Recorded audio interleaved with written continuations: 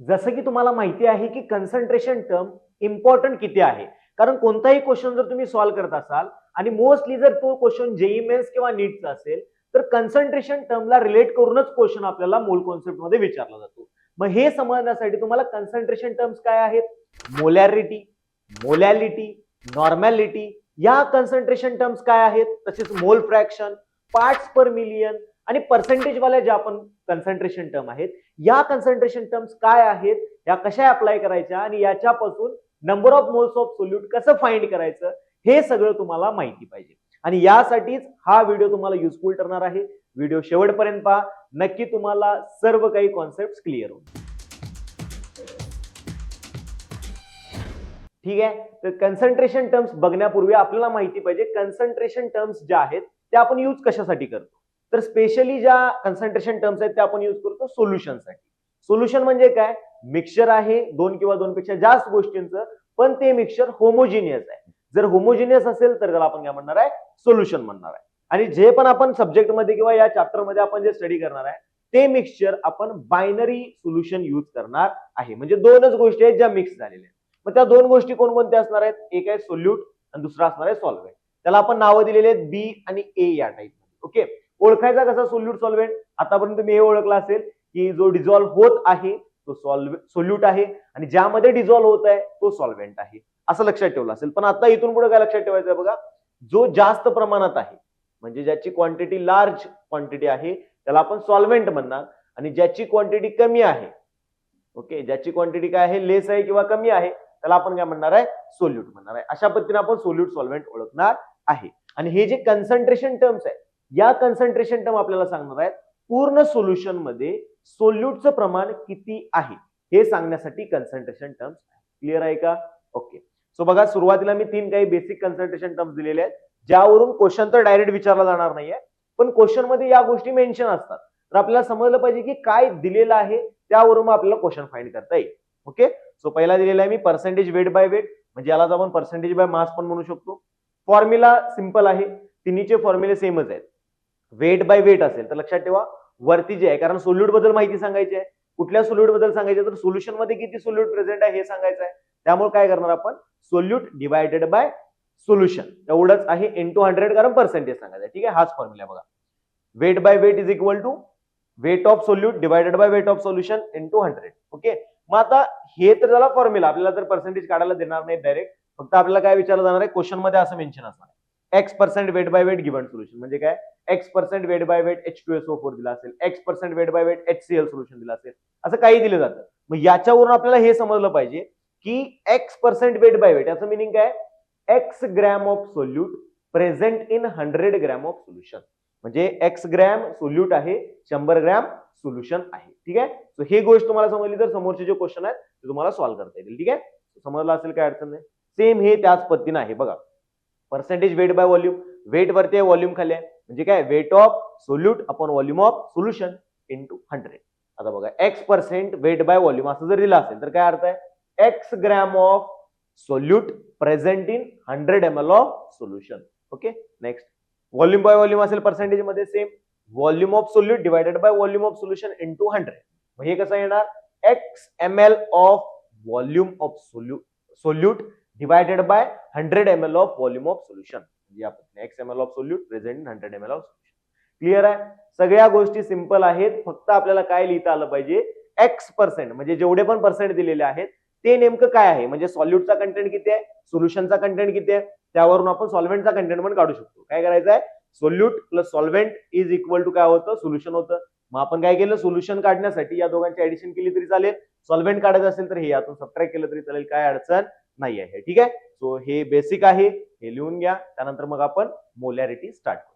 Okay.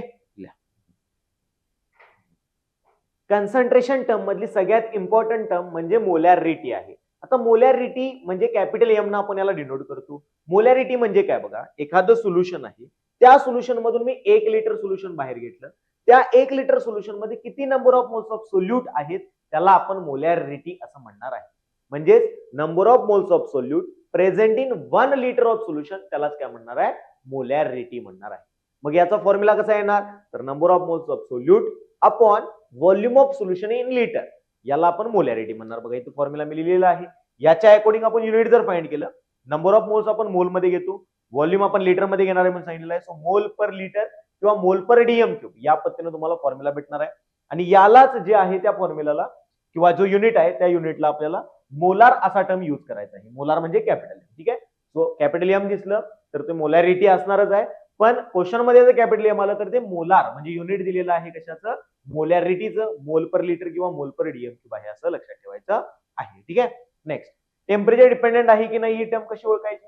आता temperature dependency बघा, जर एखादी गोष्ट टेम्परेचर वरती डिपेंड असेल तर टेम्परेचर डिपेंडंट आहे, जर डिपेंड नसेल तर ती टेम्परेचर इंडिपेंडंट आहे. मग डिपेंडन्सी कशी ओळखायची फॉर्म्युलासाठी, तर सिंपल, व्हॉल्यूम जे आहे ते टेम्परेचर डिपेंडंट आहे. म्हणजे टेम्परेचर वाढवले की व्हॉल्यूम वाढतं किंवा टेम्परेचर कमी केल्यावर व्हॉल्यूम कमी होतं. त्यामुळं व्हॉल्यूम वरती जेवढ्या पण टर्म्स डिपेंड आहेत त्या टेम्परेचर डिपेंडंट आहेत.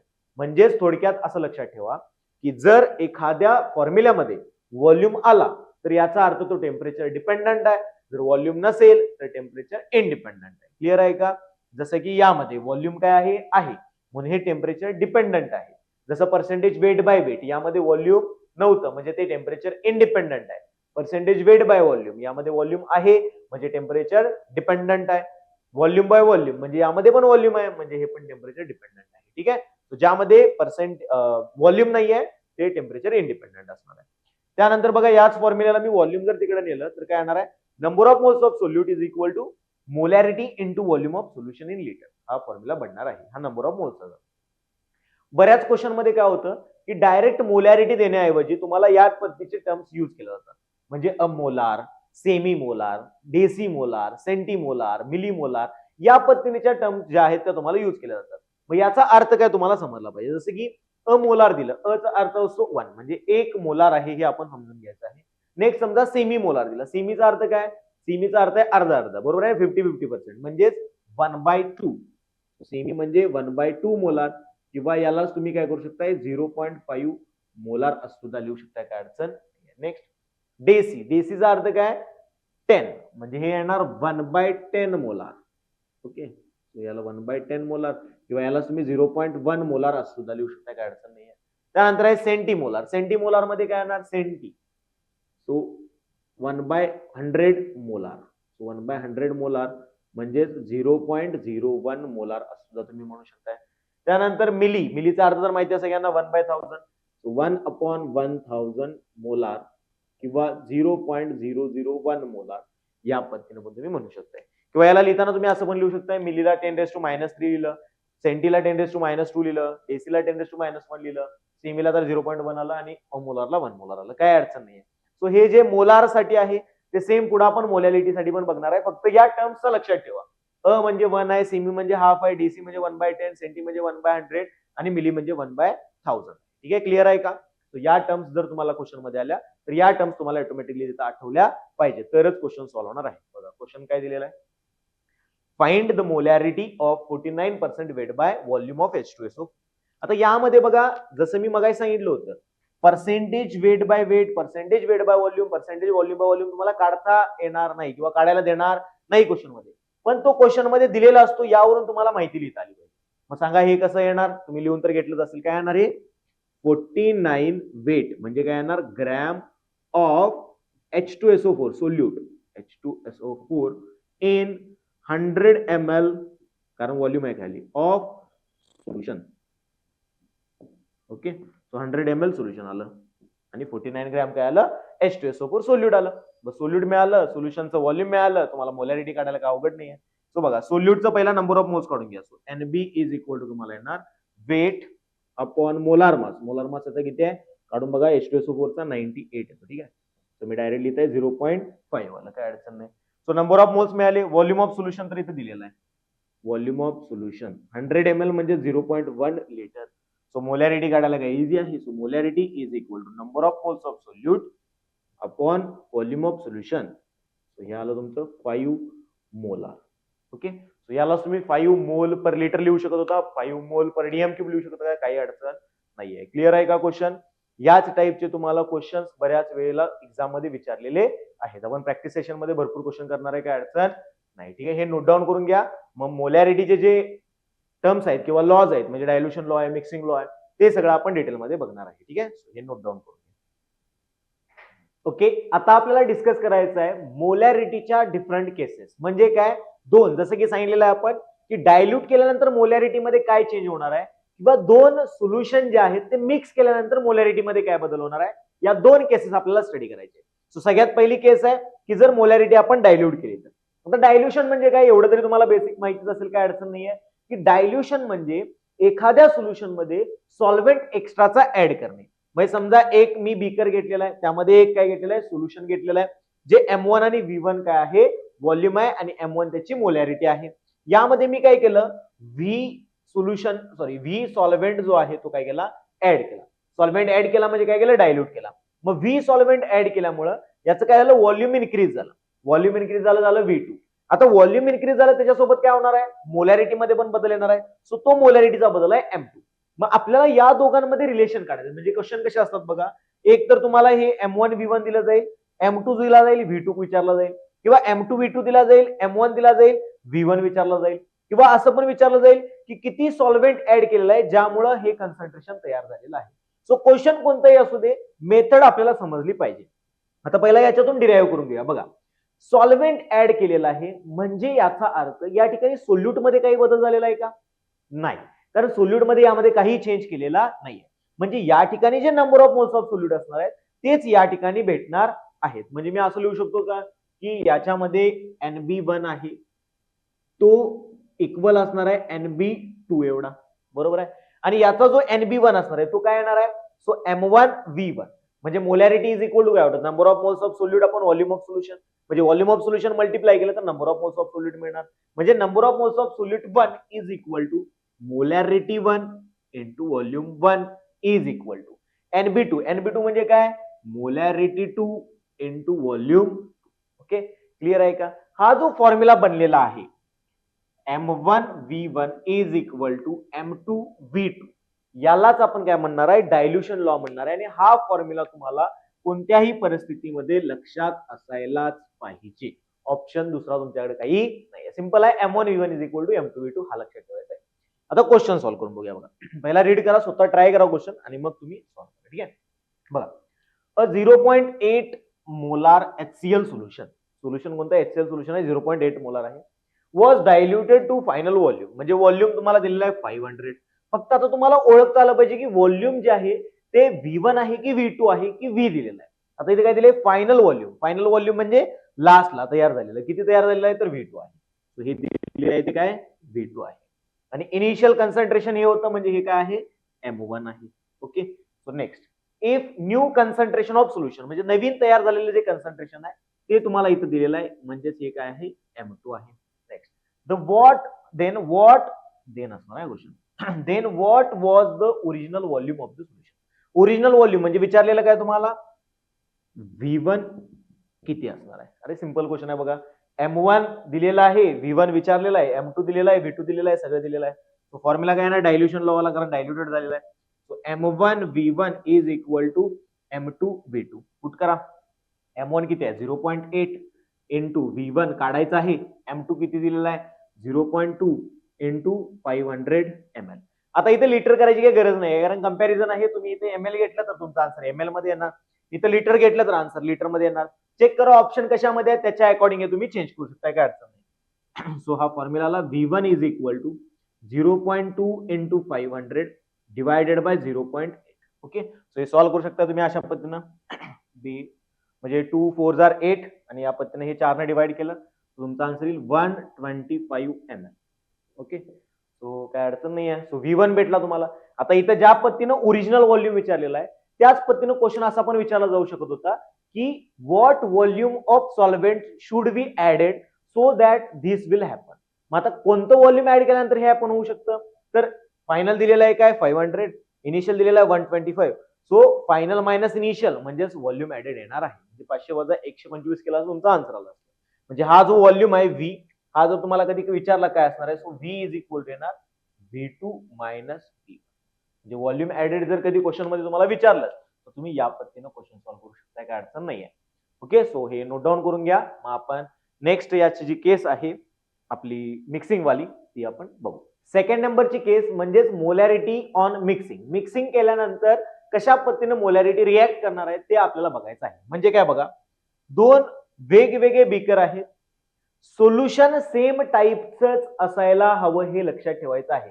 म्हणजे ऍसिड असेल तर हा जो ऍसिड आहे तो हा ऍसिड असला पाहिजे. H2SO4 घेतलं तर दोन्ही H2SO4 सोल्युशन पाहिजे. जर HCl घेतलं तर दोन्ही HCl पाहिजे. NaOH सोल्युशन घेतलं दोन्ही NaOH पाहिजे.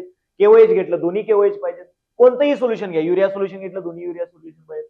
म्हणजे सेम टाईपचं जे सोल्युशन आहे ते मिक्स होणार आहे. फक्त काय आहे, याचं व्हॉल्यूम मोलॅरिटी वेगळी आहे, याचं व्हॉल्यूम मोलॅरिटी वेगळी आहे, आणि हे दोन मिक्स झाल्यामुळे एक तिसरं सोल्युशन बनलेलं आहे ज्याची मोलॅरिटी व्हॉल्यूम काय आहे, वेगवेगळी आहे. मग हे आपल्याला फाइंड करायचं आहे. कशा पद्धतीने फाइंड करणार बघा. जसं की मी सांगितलं होतं, ज्यावेळी पण मोलॅरिटी मिक्स होणार आहे त्यावेळी जी फायनल मोलॅरिटी भेटणार आहे हे काढण्यासाठी आपल्याला नंबर ऑफ मोल्स ऑफ सोल्युटच घ्यावे लागतील. यामध्ये जे number of moles of solute असणार आहेत प्लस यामध्ये जे number of moles of solute असणार आहेत, total number of moles of solute इथं आहे. यामध्ये फक्त बघा जे व्ही फायनल आहे ते काय असणार आहे, V1 प्लस V2 असणार आहे, कारण व्हॉल्यूम तर ऍड झाल्यावरतीच हे तयार होणार आहे. V1 plus V2 is equal to V final, एवढा आपल्याला या ठिकाणी लक्षात ठेवायचं आहे. ओके, सो त्यानंतर बघा काय येणार आहे, जसं सांगितलं त्या पद्धतीनं number of moles of 1 plus number of moles of 2 gives number of moles of final. So हा फॉर्म्युला आपल्या समोर बनेल, N final is equal to NB1 plus NB2. हे NB1 NB2 कळालं ना काय आहे, हे आहे number of moles of solute in 1, number of moles of solute in 2 is equal to number of moles final. ठीक आहे, या पद्धतीने आपल्याला फाइंड करायचं आहे. बघा N फायनल काय येणार, M final into V final. इथं आलं M final into V final is equal to NB1 म्हणजेच M1V1 आणि NB2 म्हणजेच M2V2. ठीक आहे, so M1 V1 plus M2V2. Okay, so final answer काय येणार बघा, M फायनल म्हणजे molarity of mixing is equal to M1 V1 plus M2 V2 divided by V final. आता V फायनल पण आपल्याला माहिती आहे V1 प्लस V2 आहे. सो हा फॉर्म्युला जो आहे तो या पद्धतीने येईल, molarity of mixing is equal to M1 V1 plus M2 V2 divided by V1 plus V2. Clear आहे का? आता हा फॉर्म्युला तर मी लिहिलेला आहे, याच्या अकॉर्डिंग समजा तीन जर असतील तर तीन मिक्स केल्यावर काय येणार, M1 V1 plus M2 V2 plus M3 V3 divided by V1 plus V2 plus V3. जर चार साठी असेल तर M1 V1 plus M2 V2 plus M3 V3 plus M4 V4 divided by V1 plus V2 plus V3 plus V4. या पद्धतीने आपल्याला काय भेटणार आहे, मोलॅरिटी ऑफ मिक्सचर भेटणार आहे. हा फॉर्म्युला आपल्याला लक्षात ठेवायचा आहे. Okay, so summation of M1 V1 divided by summation of volumes. Okay, so या पद्धतीने लक्षात ठेवा. क्वेश्चन बघा कशा पद्धतीने येऊ शकतो. सो हा क्वेश्चन आता खूप मोठा होता, मी शॉर्ट मध्ये लिहिलेला आहे. ठीक आहे, क्वेश्चन काय बघा, 100 ml of 2 molar HCl are mix with 400 ml of 1 molar HCl. तुम्हाला फाइंड करायचं आहे final molarity of the solution काय असणार आहे. सिंपल आहे, आता यामध्ये सरळ सरळ दिलेलं आहे, हे M1 आहे, हे V1 आहे, हे M2 आहे, हे V2 आहे. सो फायनल आपल्याला करायचं आहे. So molarity of mixture is equal to, आता या फॉर्म्युल्यामध्ये मी डायरेक्ट व्हॅल्यूज पुट करत आहे बघा. M1 V1 म्हणजे काय येणार, 2 into 100 plus 1 into 400 divided by 400 plus 100 म्हणजे जे आलं, ठीक आहे परत एकदा लिहितो, 500. ठीक आहे, सो बघा हे 200 प्लस 400 गिव्स काय ना 600 divided by 500. So 600 divided by 500, 0 0 cancel, 6/5 म्हणजे झालं 1.2 मोलार. ओके, सो हे तुमचं फायनल मोलॅरिटी भेटलेली आहे जी आहे 1.2 मोलार. क्लिअर आहे का? इझी आहे क्वेश्चन, काय अडचण नाही. या टाईपचे तुम्हाला क्वेश्चन भेटतात. फक्त काय दिलं जाऊ शकतं, मॅक्सिमम अवघड करायचं असेल तर डायरेक्ट मोलॅरिटी देण्या ठिकाणी काय केलं तुम्हाला, वेट दिलं जाईल किंवा मोलॅरिटी देण्यासाठी तुम्हाला व्हॉल्यूम ऑफ सोल्युशन दिलं जाईल, काही ना काहीतरी तुम्हाला दिलं जातं. ठीक आहे, जेणेकरून तुम्ही तिथं काय करायला पाहिजे, नंबर ऑफ मोल्स काढायला पाहिजे. त्या नंबर ऑफ मोल्स वरून तुम्हाला तिथं मोलॅरिटी काढली पाहिजे आणि त्या नंबर मोलॅरिटी वरून तुम्हाला परत क्वेश्चन सॉल्व्ह करायचा आहे. ठीक आहे, तर त्या टाईपचे क्वेश्चन्स पण आपण घेणार आहे, पण ते प्रॅक्टिस सेशन मध्ये असणार आहे. याच्यानंतरचा जो व्हिडिओ असेल तो प्युअरली काय येणार आहे, प्रॅक्टिस येणार आहे. आणि त्या सेशन मध्ये पूर्णपणे क्वेश्चन जे आहेत ते मिक्स्ड क्वेश्चन आपण सॉल्व्ह करणार आहे. ठीक आहे, सो हे समजलं असेल, हे नोट डाऊन करून घ्या. मग आपण नेक्स्ट पॉइंट पाहू. मोलॅरिटी आपण ऑलरेडी कंप्लीट केलेलं आहे, आणि जसं की मी म्हटलं होतं मोलॅरिटीची छोटी बहीण म्हणजेच मोलॅलिटी हे आपल्याला स्टडी करायचं आहे. मग मोलॅरिटी आणि मोलॅलिटी मध्ये नेमका फरक काय बघा. मोलॅरिटी म्हणजे कॅपिटल एम जे होतं ते काय होतं, की 1 लिटर सोल्युशन मध्ये किती number of moles of solute आहेत, याला आपण मोलॅरिटी म्हणतो. मोलॅरिटी म्हणजे काय, 1 किलोग्राम सॉल्व्हेंट मध्ये किती number of moles of solute present आहेत, याला आपण मोलॅरिटी असं म्हणणार आहे, याला आपण स्मॉल एम ने डिनोट करतो. मॉलिक्युलर फॉर्म्युला बघा काय, फॉर्म्युला काय बनलेला आहे बघा, molarity is equal to number of moles of solute upon weight of solvent in KG. म्हणून याचा जो युनिट आहे ते काय म्हणले बघा, मोल अपॉन किलोग्राम, म्हणजेच मोल पर किलोग्राम, किंवा मोलल असं सुद्धा आपण म्हणतो. मोलल म्हणजे स्मॉल एम न आपण याला डिनोट करतो. ठीक आहे, प्रत्येक ठिकाणी जसं आता आपण मोलॅरिटी मध्ये बघितलं होतं, अमोलार म्हणजे 1, तसं अमोलल म्हणजे 1 असणार आहे. त्यानंतर डेसिमोलार होतं, तसं तिथं डेसिमोलल पण तुम्हाला क्वेश्चन मध्ये दिलं जाऊ शकतो. सो जे स्टार्टिंगचे वर्ड्स होते सेम टू सेम त्या पद्धतीने येऊ शकतं, काय अडचण नाही. सो ते परत एकदा रिवाइज करा. ठीक आहे, सो हे मोललचं झालं. टेम्परेचर डिपेंडंट आणि इंडिपेंडंट आहे की नाही ते कसं आपण शोधत होतो, की एखाद्या फॉर्म्युलामध्ये जर व्हॉल्यूम असेल तर टेम्परेचर डिपेंडंट आहे. यामध्ये आहे का कुठे व्हॉल्यूम, नाहीये, म्हणजे याचा अर्थ हे टेम्परेचर इंडिपेंडंट आहे. आणि हा काय केलेला आहे, वेटला तिकडे हे डिवाइड आहे, इकडे गेलं मल्टिप्लाय झालं, त्यामुळे आपल्याला number of moles is equal to मिळालं molarity into weight of solvent in K G. ठीक आहे, हा फॉर्म्युला आपण क्वचितच यूज करणार आहे, पण मॅक्सिमम वेळेला हा फॉर्म्युला यूज करायचा आहे. क्लिअर आहे का? यामध्ये मिक्सिंग लॉ त्यानंतर डायल्युशन लॉ असं काय नाही आहे. ठीक आहे, सो यामध्ये डायरेक्ट आपण, कारण जेवढं सॉल्व्हेंट वाढवणार आहे ते डायरेक्ट तुम्ही वेट घेऊ शकता, काय अडचण नाही, नंबर ऑफ मोल्स चेंज होतच नाहीये, त्यामुळे यामध्ये मिक्सिंग वगैरे काय होत नाही. ठीक आहे, बघा क्वेश्चन तुम्ही एकदा ट्राय करा आणि त्यानंतर मग पाहूया. ठीक आहे, find molality of solution containing 30 gram of urea in 100 gram of water. म्हणजे काय काय दिले बाबा क्वेश्चन मध्ये, 30 ग्रॅम युरिया म्हणजे WB solute, 100 gram of solvent म्हणजे हे आलं WA सॉल्व्हेंट. ठीक आहे, सो आता आपल्याला काढायचं काय, मोलॅलिटी म्हणजे M. काय येणार बघा, molality is equal to number of moles of solute upon weight of solvent in KG. हा फॉर्म्युला आहे. आता वेट ऑफ सॉल्व्हेंट 100 ग्रॅम म्हणजे 0.1 केजी, एवढं तरी कळते, काय अडचण नाही. पण याला आपल्याला NB काढायला पाहिजे, नंबर ऑफ मोल्स. हे आपण कसे काढणार, स्टाइचियोमेट्री वायमॅपच्या इक्वेशन नुसार. ठीक आहे, वायमॅप नुसार कसं काढणार, वेट दिलेला आहे, नंबर ऑफ मोल्स काढायचे, so weight upon molar mass. Weight आहे 30 ग्रॅम, मोलार मास आहे 60 ग्रॅम, आन्सर आला 0.5. ओके, सो हे 0.5 मी इथं पुट करतो, तुमचा आन्सर भेटेल 0.5 upon 0.1 that is equal to 5 molar. Okay, 5 molal म्हणा किंवा 5 मोल पर किलोग्राम म्हणा, दोन्हीचा आन्सर सेमच आहे, काय अडचण नाही. ठीक आहे, नेक्स्ट क्वेश्चन बघा, find molality of 20% weight by weight NaOH. आता इथं लक्ष देण्यासारखी गोष्ट काय बघा, 20% वेट बाय वेट NaOH दिले, याच्यावरून आपल्याला जी गोष्ट लिहायची आहे ती लिहिता आली पाहिजे. काय लिहिणार आहे, 20% म्हणजेच 20 gram NaOH in 100 gram solution. Clear आहे, so 20 gram NaOH in 100 gram solution म्हणजे याचा अर्थ हे तुम्हाला भेटलेला आहे बघा WB. पण हे WA आहे का, नाही, हे काय वेट ऑफ सोल्युशन आहे.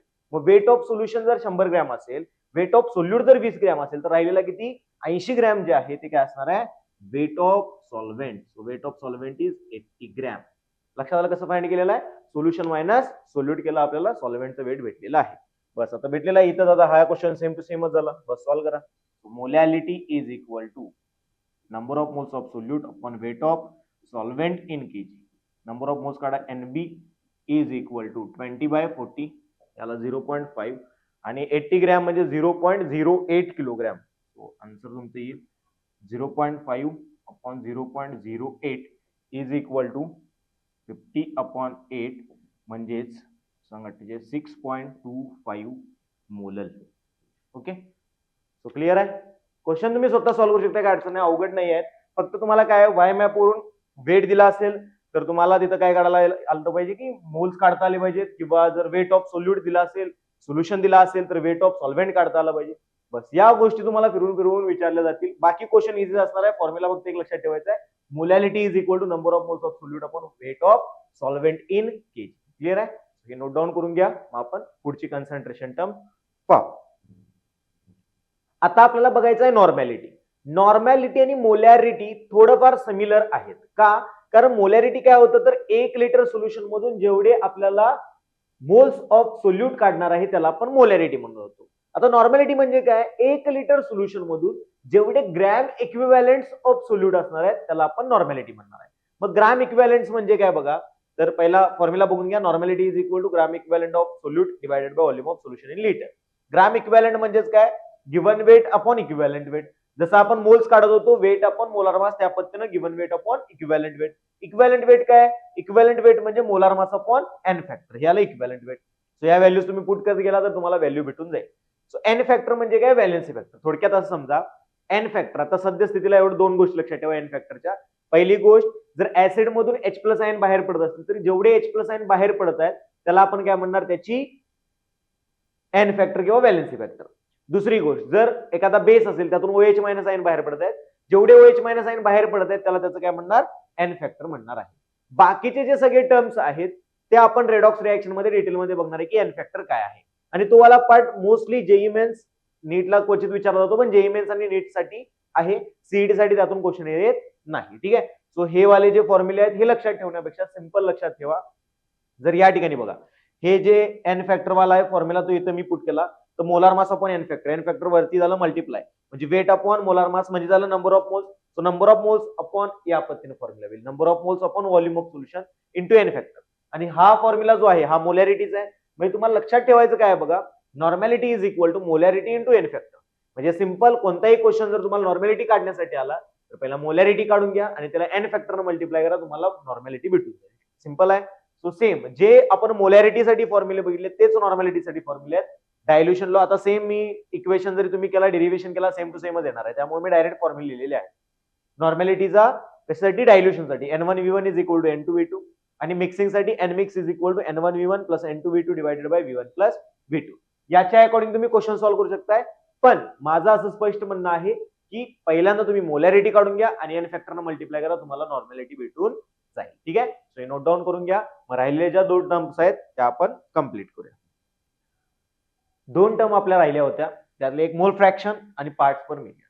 मोल फ्रॅक्शन म्हणजे काय आहे की ज्या पद्धतीने आपण मोल्स फाइंड करतो त्या पद्धतीने टोटल नंबर ऑफ मोल्स मध्ये तो जो नंबर ऑफ मोल आहे त्याचा किती फ्रॅक्शन प्रेझेंट आहे त्याला आपण मोल फ्रॅक्शन म्हणणार. म्हणजे थोडक्यात काय समजा, टोटल नंबर ऑफ मोल्स 10 असतील, त्या 10 मोल्स मध्ये एका स्पेसिफिक एलिमेंटचे मोल्स जर 2 असतील तर याचा अर्थ 0.2 हा त्याचा काय झाला? मोल फ्रॅक्शन झाला. म्हणजे काय? त्याचे moles divided by total number of moles. आता आपल्याला सोल्युशन घेतोय आपण बायनरी, त्यामध्ये दोनच गोष्टी आहेत, सोल्यूट आणि सॉल्व्हेंट. मग याच्या अकॉर्डिंग आपण सॉल्व्ह केलं.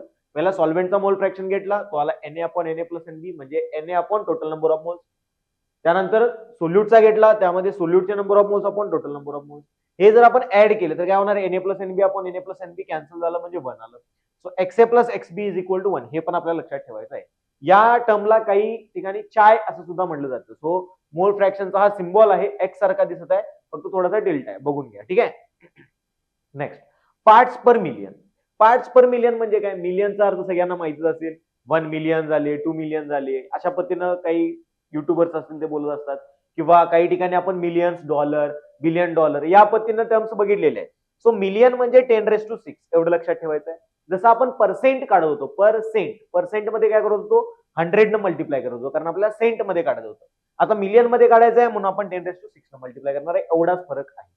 So weight of solute upon weight of solution into 10⁻⁶ म्हणजे त्यांना पार्ट्स पर मिलियन, म्हणजे एका मिलियन मध्ये किती त्याचे पार्ट्स आहेत हे आपण फाइंड केलेलं आहे. ठीक आहे. सो या दोन टर्म्स आहेत. याच्या अकॉर्डिंग इथे एक क्वेश्चन दिलेला आहे, तुम्ही पॉज करून पहिला सॉल्व्ह करून बघा. बघा क्वेश्चन मध्ये काय दिलेलं आहे? Find the mass of He mix, म्हणजे मास ऑफ He काढायचं आहे, वेट काढायचं आहे, मिक्स विथ 32 ग्रॅम CH4, म्हणजे CH4चं म्हणजे मिथेनचं 32 ग्रॅम दिलेलं आहे. हॅव्हिंग मोल फ्रॅक्शन ऑफ CH4 इज 0.4. काय काय दिले ते मी लिहून घेता. ठीक आहे. सो मोल फ्रॅक्शन ऑफ CH4 दिलेला आहे 0.4. त्यानंतर आपल्याला दिलेला आहे 32 ग्रॅम ऑफ CH4, म्हणजे वेट ऑफ CH4 दिलेला आहे 32 ग्रॅम. ओके. याच्या अकॉर्डिंग आपल्याला काढायचं आहे मास ऑफ H. आता तुम्ही हे दोन गोष्टीनुसार काढू शकता. पहिला काय करू शकताय? CH4चं दिलेलं आहे मोल फ्रॅक्शन, तुम्ही Hचं काढा आणि मग फॉर्म्युल्यामध्ये पुट करा. किंवा सिंपल आहे, तुम्हाला CH4चं दिलेलं आहे वेट, त्याच्यावर नंबर ऑफ मोल्स काढा. सो नंबर ऑफ मोल्स काढल्यावर तुम्हाला भेटेल 32 अपॉन 16, म्हणजे जे आलं 2 नंबर ऑफ मोल्स आले कोणाचे? CH4चे. आता याच्या मोल फ्रॅक्शनचा फॉर्म्युला पुट करा. काय मोल फ्रॅक्शनचा formula? Mole fraction of CH4 is equal to number of moles of CH4 divided by number of moles of CH4 plus number of moles of He, कारण H सोबत मिक्स आहे ना. बस झाला answer आला. हे माहिती आहे, हे माहिती आहे, हे माहिती आहे, आपल्याला हे काढायचं आहे. सो पुट करा. 0.4 is equal to 2 upon 2 plus NHE. Okay. बस हे इकडे मल्टिप्लाय होणार, इकडे डिवाइड होणार. सो आन्सर येणार 2 plus NHE is equal to 2/0.4. Okay, 4/20 हे 5 आलं, म्हणजे number of HE is equal to आलं तुमचं बघा 5 - 2 is equal to 3. So number of moles of HE आलं 3. मग number of moles of HE मिळाले, आपल्याला काय काढायचं होतं, वेट काढायचं होतं. वाय मॅपच्या according weight of HE is equal to number of moles into molar mass. Number of moles आहेत 3, मोलार मास आहे किती आहे, हिलियमचा मोलार मास आठवते की नाही, 4 आहे. ठीक आहे, 4 3 12 ग्रॅम. ओके, तो तुमचा फायनल आन्सर आलेला आहे 12 ग्रॅम. क्लिअर आहे का? क्वेश्चन इझी असणार आहेत का, अवघड एवढे पण क्वेश्चन नाही आहेत. ठीक आहे, आणि मोस्ट ऑफ द सांगत आहे मी, मोलॅरिटी मोलॅरिटी याच्यावरूनच MST CET ला क्वेश्चन विचारले जाऊ शकतात.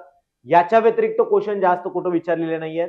त्यानंतर JEE मेन्स आणि नीट वाल्या विद्यार्थ्यांनी लक्षात ठेवायचं आहे, मोलॅरिटीचे मिक्सिंग वाले क्वेश्चन किंवा मोलॅरिटी यामध्ये जे आपण डायल्युशन लॉ, मिक्सिंग लॉ हे जे बघितलेले आहेत ते वाले क्वेश्चन, अशा पद्धतीचेच क्वेश्चन विचारले जाऊ शकतात. याच्या व्यतिरिक्त एकदम टफ मध्ये क्वेश्चन काय विचारला जाणार नाही आहे. क्लिअर आहे का? हे नोट डाऊन करून घ्या.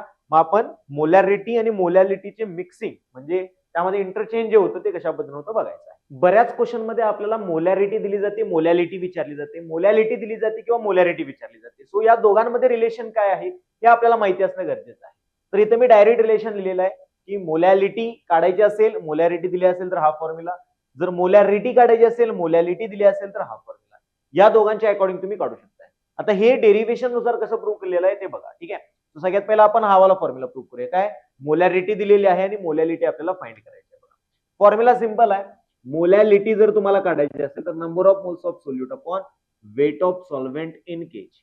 ओके, हा फॉर्म्युला आहे. नेहमी बघा, जर तुम्ही हे जे रिलेशन आहे विसरला तर या पद्धतीने तुम्ही काढू शकता, काय अडचण नाही आहे. ठीक आहे, सो मोलॅलिटी दिलेलं आहे. त्यानंतर मोलॅरिटी आपल्याला माहिती आहे number of moles of solute upon volume of solution in litre असं असणार आहे. ठीक आहे, जर मी इथं कन्सिडर केलं तर हे दिलेलं आहे, म्हणजे याचा अर्थ मी इथं कन्सिडर करू शकतो NB in 1 litre. Okay, 1 litre solution मध्ये काय NB दिलेला आहे, म्हणजे याचा अर्थ या ठिकाणी तुम्हाला सरळ सरळ दिसून येईल M is equal to NB आहे, कारण 1 लिटर काय आहे सोल्युशन आहे. क्लिअर आहे?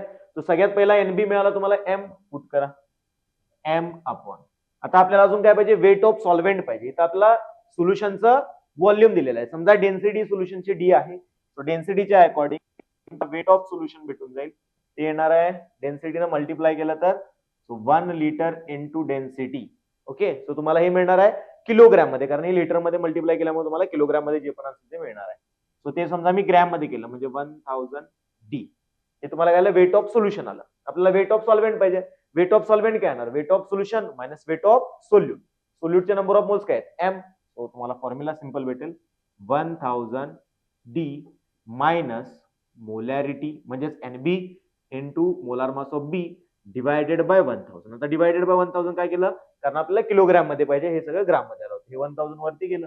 So molarity is equal to 1000 into molarity divided by 1000 D minus molarity into M. हा फॉर्म्युला भेटेल. बघा, हाच आहे का इथं डेरिव्हेशन, मॅच करून बघा. क्लिअर आहे, सिंपल आहे, क्वेश्चन अवघड नाहीये. तुम्हाला फक्त काय करायचं आहे की नंबर ऑफ मोल्स दिलेत, व्हॉल्यूम ऑफ सोल्युशन दिले, काय दिलेलं आहे त्याच्या अकॉर्डिंग जे दिलेलं आहे तिथपर्यंत आपल्याला यायचं आहे. हे जर आलं तर तुम्हाला हे सिंपल भेटून जाईल. हे तुम्ही स्वतः ट्राय करू शकता, काय अडचण नाही. मी फक्त ओरली सांगत आहे, तुम्ही स्वतः ट्राय करा, 100% होणार, माझी गॅरंटी आहे. बघा, मोलॅरिटी काढायची आहे, मोलॅलिटी दिलेली आहे, उलट जायचं आहे. हे दिलेलं आहे, हे काढायचं आहे, म्हणजे यामध्ये काय येणार बघा, NB इन 1 kg. त्यामुळे मोलॅलिटी जी आहे ती NB बनून जाणार. डायरेक्ट तुम्हाला NBच्या ठिकाणी NM म्हणजे मोलॅलिटी पुट करायचं आहे. व्हॉल्यूम ऑफ सोल्युशन पाहिजे. इथं काय दिले, वेट ऑफ, काय दिले, वेट ऑफ, अरे बोला, सॉल्व्हेंट आहे ना, मग वेट ऑफ सॉल्व्हेंट आहे. Weight of solvent plus weight of solute करा. Weight of solvent WA direct दिलेला आहे, WA इंटू 1000, कारण आता डायरेक्ट 1 kg दिलेला असणार आहे ना. So 1000 plus NB into MB म्हणजेच M into MB divided by density येणार. डेन्सिटी डिवाइड होणार, कारण का इथं वेट दिलेला आपल्याला व्हॉल्यूम पाहिजे म्हणून डिवाइड केलं. नेक्स्ट 1000 परत डिव्हिजन येणार, कारण काय आहे आपल्याला लिटर मध्ये पाहिजे, हे ml मध्ये येणार. बस 1000 डिवाइड केलं, सो डिवाइड मध्ये जे 1000 इंटू D होतं ते वरती गेलं आणि या पद्धतीने तुम्हाला फॉर्म्युला भेटला. क्लिअर आहे का? सो स्वतः ट्राय करा. स्वतः जोपर्यंत मी ट्राय करणार नाही तोपर्यंत तुम्हाला जमणार नाहीये. ठीक आहे, सो हे नोट डाऊन करून घ्या. यावरून भरपूर क्वेश्चन येऊ शकतात आणि कोणतंही तुम्हाला रिलेशन याच्यामधून त्याच्यामध्ये, त्याच्यामध्ये याच्यामध्ये असं काहीतरी दिलं असेल तर सिंपल अशा पद्धतीने सॉल्व्ह करायचं. म्हणजे काय करायचं, पहिल्यांदा जे काढायचं आहे त्याचा फॉर्म्युला लिहा, जे दिलेलं आहे त्याचा फॉर्म्युला लिहा आणि दोघांमध्ये इक्वेट करा की कोणत्या फॉर्म्युल्यामध्ये कुठली गोष्ट जात आहे. बस एवढंच करायचं आहे, तुम्हाला आन्सर भेटून जातं. ठीक आहे, सो हे नोट डाऊन करून घ्या आणि मग आपण पाहू. ओके, आता पाहू म्हणजे थोडक्यात पूर्ण चॅप्टर झालेला आहे. सम बेसिक कॉन्सेप्ट पूर्णपणे संपलेला आहे. इव्हन दो स्मॉलेस्ट मधली स्मॉल जी गोष्ट आहे ती पण मी कंप्लीट केलेली आहे आणि माझ्या परिणामी भरपूर चांगला प्रयत्न केलेला आहे. तुम्हालाही व्हिडिओज आवडत असतील. आता हा व्हिडिओ आवडला असेल तर नक्कीच लाईक करा, तुमच्या विद्यार्थी मित्रमैत्रिणींना शेअर करा आणि अजूनही सबस्क्राईब केलं नसेल तर सबस्क्राईब करा, कारण तुमचं सबस्क्रिप्शन जेवढं जास्त असेल तेवढंच मला मोटिवेशन येणार आहे पुढची व्हिडिओ बनवण्यासाठी आणि त्यामुळं हे नोट डाऊन करून घेतलं असेल. आणि पूर्ण व्हिडिओ बघितल्याबद्दल धन्यवाद आणि इथून पुढे असेच व्हिडिओ येत राहतील. आता याच्या पुढचा व्हिडिओ जो असेल तो प्रॅक्टिस सेशन असेल. तो प्रॅक्टिस सेशनचा व्हिडिओ नक्की पहा, जेणेकरून तुम्हाला मोस्ट क्वेश्चन कसे सॉल्व्ह करायचे आणि मॅक्सिमम क्वेश्चन मी पीवायक्यूज घेणार आहे, त्यामुळे ते क्वेश्चन कसे सॉल्व्ह करायचे हे सुद्धा तुम्हाला क्लिअर होईल. आणि इथपर्यंत व्हिडिओ पाहिल्याबद्दल धन्यवाद.